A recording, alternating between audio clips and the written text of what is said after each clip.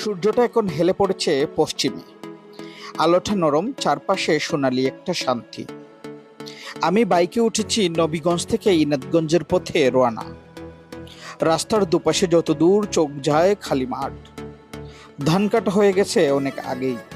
এখন শুধু জমে থাকা অল্প অল্প পানি। পানির উপর পড়া রোদের ঝিলিক ঠিক যেন আয়নার মতো। রোদের ঝিলিক বাইকের কাছে আলো লেগে চকচক করে ওঠে। রাস্তা ভাঙাচোরা, কিন্তু মনটা একদম ঠান্ডা। কোথাও কোথাও পানির উপর বেশি আছে ধঞ্চা গাছের ছায়া। পেছনে পড়ে যাচ্ছে গ্রাম, সামনে এগিয়ে আসছে বিকেলের নরম হাওয়া।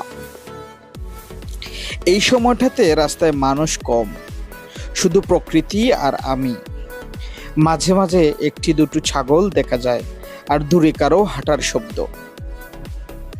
ইনাতগঞ্জের দিকটা একটু একটু করে কাছে আসছে।